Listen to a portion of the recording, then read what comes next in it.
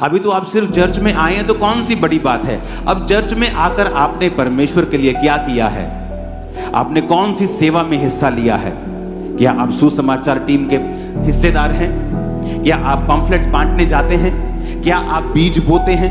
क्या आप प्रार्थनाएं करते हैं? क्या आप फास्टिंग करते हैं? क्या करते हैं आप? क्योंकि जब आप एक चर्च में शामिल होते हैं, आपको उस चर्च के दर्शन में शामिल होने के लिए परमेश्वर बुलाता है। इसीलिए बहुत से लोग बरकत नहीं पा पाते जो अलग अलग चर्चिस में जाते हैं। क्यों?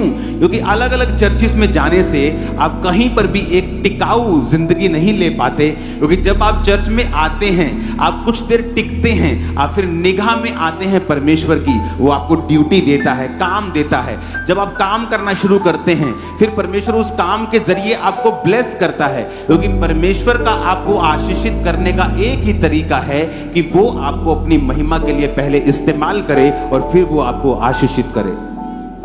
लेकिन जब हम ये सोचते हैं, ओह अब मेरी कंफ्यूजन ठीक हो गई है, अब मैं इसी चर्च में आऊंगा, अब मुझे पता लग गया ये चर्च आत्मिक है, तो बहुत बड़ी बात नहीं है आप यहां पे आए हैं। ये तो शुरुआत है, it's just a starting point. ये तो एंट्री है आपकी, ये कोई बहुत बड़ी बात नहीं है।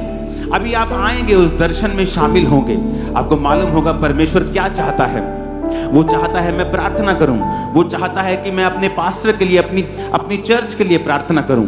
वो अलग अलग आपको ड्यूटीज देता है, और जब आप उन ड्यूटीज में शामिल होते हैं तब परमेश्वर आपको आशीषित करता है।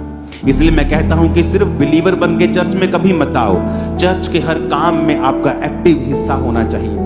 अगर आप चाहते हैं कि परमेश्वर आपको ब्लेस करे, तो चर्च के हर दर्शन में आपको शामिल होना होता है।